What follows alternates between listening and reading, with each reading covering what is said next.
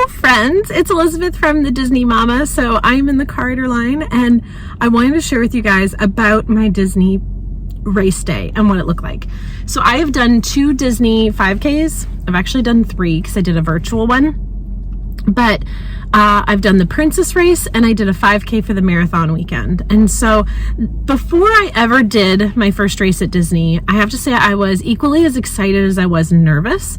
And the race day, I didn't know what I was in for. So the best advice I can give you if you're going to do a Disney race, particularly 5K, because I'm not an experienced runner outside of that, is to print or write down everything on the Run Disney website. So they have the plan of events, they have the schedule. The first time I did it, I had no idea what we were in for. I had no idea where we were going, and it was very intimidating. But then after doing it the first time, I felt very comfortable. And so this next race that we just did, this last race, sorry, I should say, that we just did, I was able to kind of know my way around and know what we were doing. So before your race day, you need to find out what the Expo times are. And so the Expo is at ESPN, typically. At least it's been the last 2 races that I've done it. And what you do is when you park, there are 3 different buildings. The furthest building all the way back is where you get your race bib, and you have to make sure your waiver is signed. So you have to do those things. And then you go into, I think it was called the Visa building. It's the building right next to it, and everything's labeled for you, but it has your shirt. So if you want to get your shirt, your free shirt, which is included for your race, you have to go to that building, and that building has all kinds of shopping with all kinds of race gear and all kinds of race things for racers, with people that have, I think they've like purchased a spot to be there, like it's an expo for running. So it's pretty cool to see all the things in that building all together. But then my favorite building is the last building. And when you park, that's the one that's closest to the cars. And it has all the Run Disney merchandise. And I could blow all my money in there. I don't love everything in there, but they have stuff specifically for your race. So the 5K, the 10K, the half and the full, as well as just generic Run Disney merchandise. So I got like a Run Disney tank top, and my husband got a Run Disney t-shirt, and it was just really cool. We got a magnet for the car. So all kinds of really cool stuff, a water bottle. I probably should do a Run Disney haul. That's probably what I'll do in the next video. But they have all this stuff in there, and then you can mobile check out or you can check out. There's also really cool picture spots. So we got lots of cool pictures there. So the Expo is, I think it's over like 3 or 4 days, but you have to show up before your race.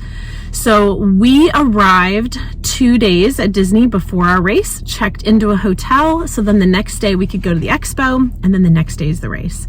So the Expo day, we got all of our stuff before our actual race day, which is the following day. And so that night we made sure to have a good dinner, and we were actually in bed by like 9:30 because the next morning comes so early. So for the 5K, they want you to be there at 4 a.m., no later than 4 a.m. So we planned to be there at 3:30.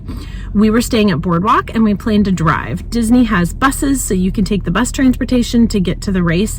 So that wouldn't be too hard to follow. There are signs in the lobby at all the Disney hotels. I really recommend staying at a Disney hotel because it's just so convenient. And if you're not familiar with the area, it could be a little bit more overwhelming than it already is. So at 3:15, we left our hotel to get there in time for 3:30. So we would have enough time so we wouldn't feel rushed. So we got up at 2:30. So it was an early morning. In the hotel, I planned to have a Greek yogurt for some protein. And then I also had some pre-workout. So I am a health coach with Beachbody, and I have some pre-workout that is lemon flavored, and I just put one of those packets in my pocket, and I did not drink water because I did not want to have to pee right before the race.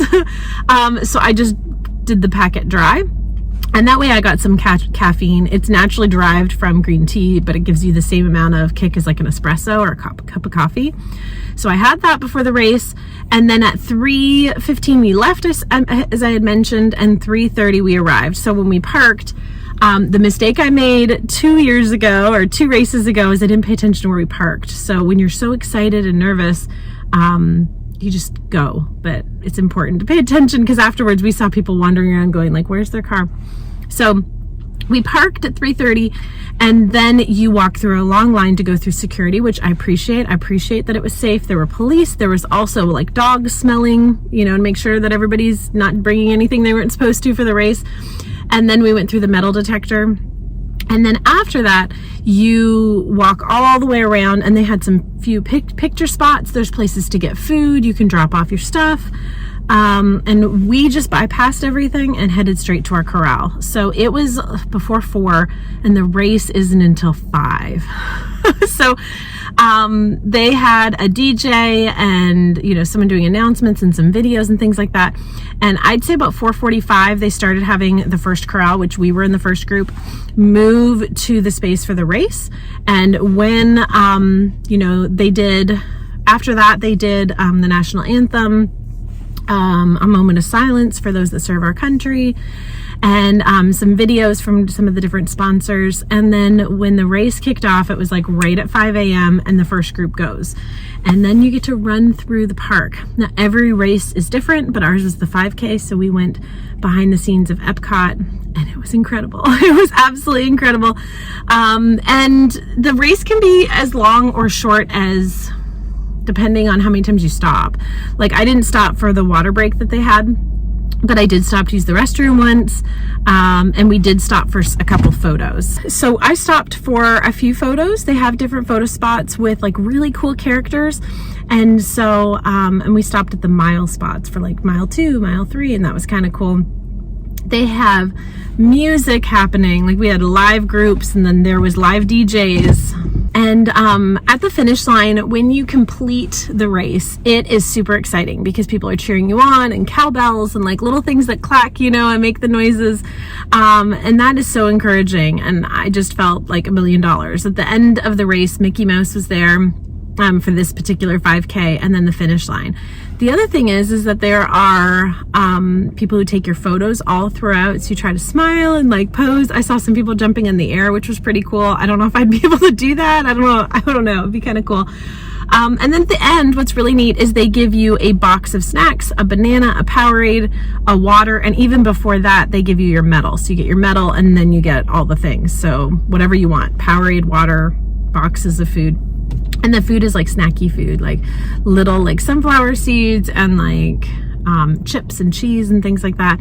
And then afterwards, you can pick up your belongings if you left them there, like turn them in to drop them off.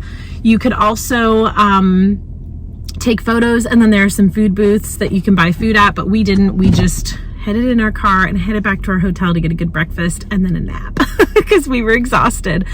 But when we finished, there were still groups that were going. So if you were in one of those last groups, not only did you have to wait from 4 o'clock on, but you had to wait for your group to be called, which we got back within like less than an hour. So they hadn't even headed off yet. So the first time I did a 5K, I gave myself no grace after the race.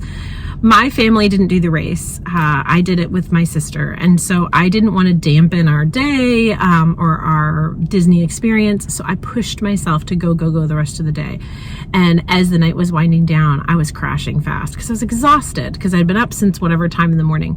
This year, since my son and hubby were doing it with me, I decided I was going to give myself all the grace, and if I didn't make anything that day, then that was fine. I did the race and I did better than I did the year before. So I had a much better experience. We still went to the studios later in the day, but I had a nap in the morning, and we also chilled out that night because we wanted to. We didn't have to go unless we wanted to. So that would be my advice.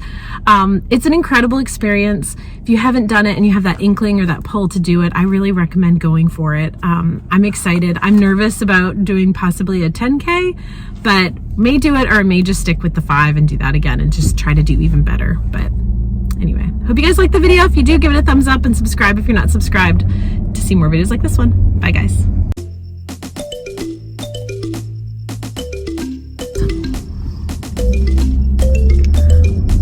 All right, corridor line moving. So I'm not looking at the camera, but I am moving up for the next group. It's like the race at Run Disney. The next corral group is ready to go. Here we go.